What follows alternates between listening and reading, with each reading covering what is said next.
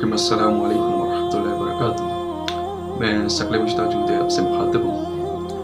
आज की मैं वीडियो में बात करूँगा जो मेरा टॉपिक है सैयदना फारूक आज़म रज़ी अल्लाह तआला अन्हु के इस्लाम लाने का वाक़या और सैयदना हज़रत हमज़ा रज़ी अल्लाह तआला अन्हु कि इस्लाम इन्होंने कब लाया। हज़रत हमज़ा रज़ी अल्लाह तआला अन्हु ये नबूवत के 6 साल इन्होंने इस्लाम लाया। वाक़या कुछ इस तरह है कि जब एक दफ़ा अल्लाह के नबी सल्लल्लाहु अलैहि वसल्लम को अबू जहल ने तकलीफ दी और उसके बाद नाउज़ बिल्लाह अल्लाह के नबी सल्लल्लाहु अलैहि वसल्लम के सर पर पत्थर मारा, जिसकी वजह से अल्लाह के नबी सल्लल्लाहु अलैहि वसल्लम ज़ख्मी हुए और खून बहने लगा। इस सारे मंजर को एक लूंडी देख रही थी अपने मकान की छत से। अबू जहल ये सारा काम करने के बाद बैतुल्लाह में चला गया। उसके बाद हजरत हमज़ा रज़ी अल्लाह तआला अन्हु आए। लूंडी ने सारे वाक़े को सुनाया। हजरत हमज़ा आप सल्लल्लाहु अलैहि वसल्लम के चाचा थे। जब उनको ये पता लगा तो वो गुस्से में आ गए कि मेरे भतीजे को क्यों तकलीफ दी इस तरह।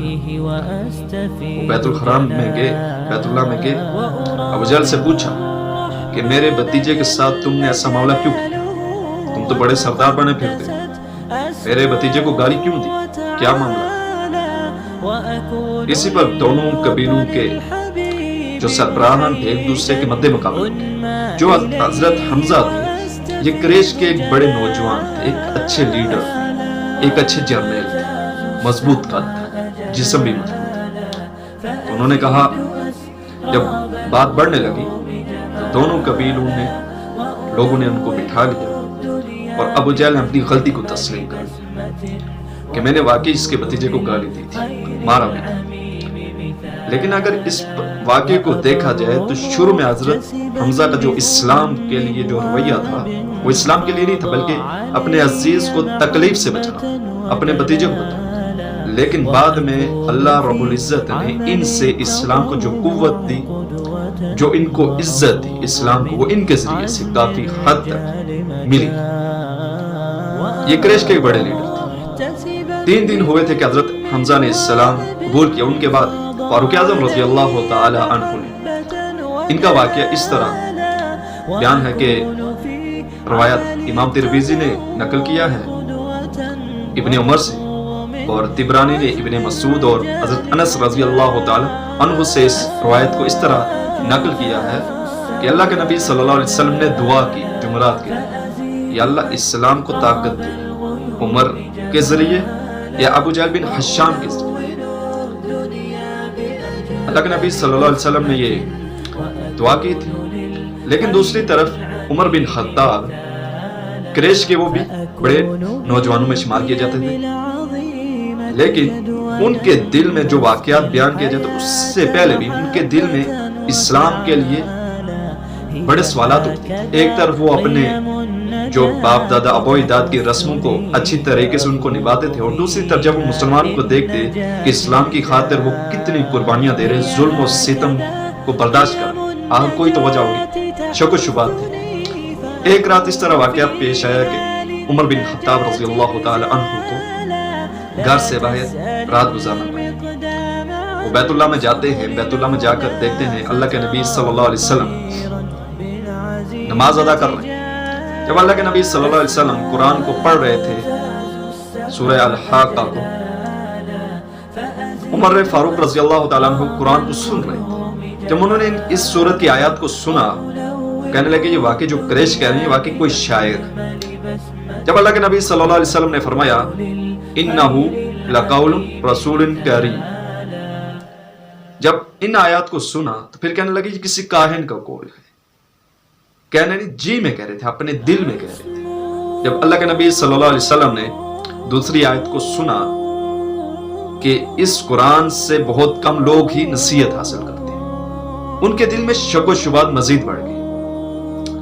जब वो सारे फितनों को सुन रहे थे, साजिशों को सुन रहे थे, एक दिन उनके दिल में, बल्कि वो गुस्से में कि रोज मोहम्मद का ये हो गया, इसका काम ही तमाम करते, नाउज़ बिल्लाह उनको मार के देते। वो अपने दिल में ये जलाल लेकर, ये बातें लेकर, ये जज्बात लेकर निकले کہ آج نعوذ باللہ محمد صلی اللہ علیہ وسلم کا کام ہی تمام کر۔ راستے میں ان کو ایک شخص ملا، بنو زیرہ کا تھا یا بنو مخزوم میں سے تھا۔ اس نے کہا عمر کہاں کے ارادے؟ کہ میں محمد کو مارنے کے لیے نکلا ہوں۔ اس نے کہا کہ کیا تم بنی زہرہ اور قریش سے بچ سکو گے؟ عمر نے فرمایا مجھے لگتا ہے تو بھی بے دین ہو چکا ہے۔ اس شخص نے فرمایا محمد کو مارنے کے بجائے پہلے اپنے بین اور بینوائی کی خبر تو لے۔ انہوں نے بھی اسلام قبول کر لیا۔ حضرت عمر رضی اللہ تعالیٰ عنہ جاتے ہیں بین کے گھر، ادھر حضرت حباب رضی اللہ تعالیٰ عنہ ان کی بین اور بینوائی کو قرآن سکھا رہے، سورہ طٰہٰ کی تلاوت ہو رہی تھی۔ حضرت عمر نے ان آیات کو سن لیا، پڑھ رہے تھے، دھیمی دھیمی آواز تھی، تو بین اور بینوائی نے ان کو چھپا لیا۔ حضرت حباب چھپ گیا، قرآن کا صحیفہ بھی چھپ گیا، چھپا دیا گیا۔ اتنے میں عمر فاروق رضی اللہ تعالیٰ عنہ نے پوچھا کیا باتیں ہو رہی تھی؟ انہوں نے کہا کہ ہم آپس کی باتیں کر رہے تھے، کہ مجھے لگتا ہے یہ آپس کی باتیں نہیں، تم قرآن پڑھ رہے تھے۔ اس کے بعد بینوائی کو مارا۔ بینوائی نے اتنا کہا کیا تمہارے دین کے بجائے کسی اور دین میں حق نہیں ہو سکتا؟ یہی کہنا تھا کہ ان کو مارنا شروع کیا۔ جب بین آئی اپنے حامد کو چھڑا گئی تو ان کو بھی مارنا شروع ہو گیا۔ اتنے زور سے ان کو تھپڑ مارا کہ ان کا چہرہ خون آلود ہو گیا۔ تب حضرت عمر کی بہن فاطمہ جلال میں آگے، انہوں نے کہا کہ میں گواہی دیتی ہوں کہ اللہ کے سوا کوئی معبود نہیں اور محمد رسول اللہ صلی اللہ علیہ وسلم اللہ کے رسول ہیں۔ یہ باتیں سن کر، یہ کلمات سن کر، اپنے بہن کا خون آلود چہرہ دیکھ کر عمر پریشان ہو گئے، ندامت محسوس کر رہے۔ انہوں نے کہا اس قرآن کو مجھے دو، اس صحیفے کو مجھے دو کہ میں پڑھ سکوں۔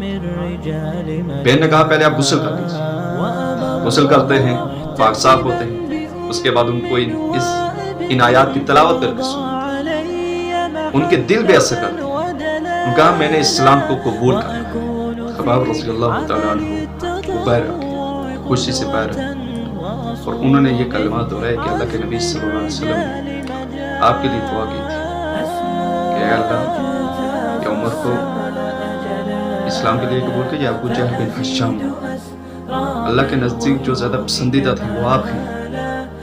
حضرت عمر رضی اللہ تعالیٰ عنہ کو آپ صلی اللہ علیہ وسلم کے پاس لے کے آپ صلی اللہ علیہ وسلم کوہ صفا کے مکان پر تشریف فرما تھے، دستک دی۔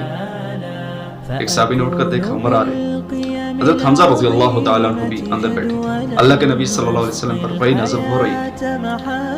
حضرت حمزہ نے کہا کہ اگر عمر خیر سے آیا تو ہم اس کو خیر عطا کریں گے، اگر وہ برائی کی نیت سے آیا ہے تو ہم تلوار کے ذریعے اس کا کام ہی تمام کریں۔ عمر رضی اللہ تعالیٰ عنہ کو جب اندر تشریف لائے، بیٹھ کے اللہ کے نبی صلی اللہ علیہ وسلم نے ان سے فرمایا کیا تم اب بھی بدبختی میں ہو جس طرح ولید بن مغیرہ پر بدبختی نظر ہے؟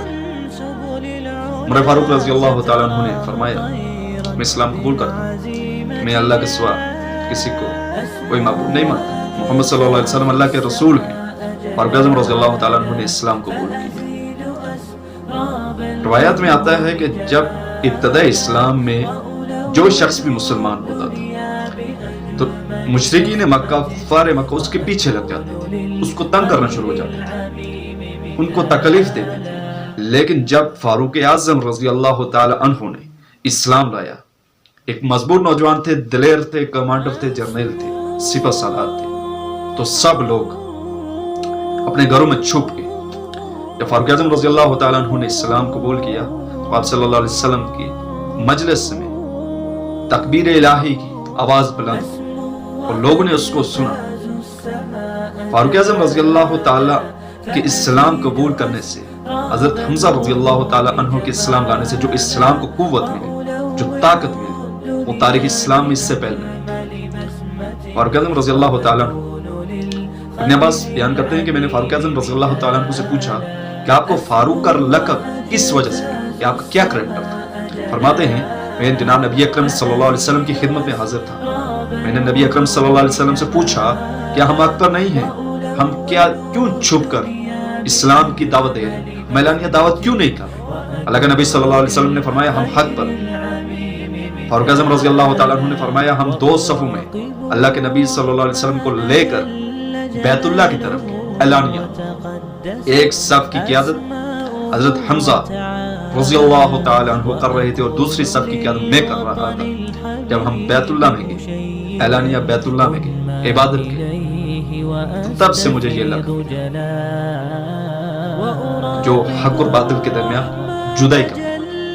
فاروق اعظم رضی اللہ تعالیٰ عنہ کے اسلام لانے سے جو مسلمانوں کو, جو اسلام کو طاقت ملی, یہ اللہ کے نبی صلی اللہ علیہ وسلم کی دعا تھی کہ اے اللہ ابو جہل بن ہشام یا خطاب کے بیٹے فاروق اعظم رضی اللہ تعالیٰ عنہ کو اسلام کے لیے قبول کر, جو تیرے ہاں محبوب ہے زیادہ, اللہ کے ہاں محبوب. اس سے پتہ چلتا ہے کہ فاروق اعظم رضی اللہ تعالیٰ عنہ کا مقام اللہ رب العزت کے ہاں بہت مرتبے.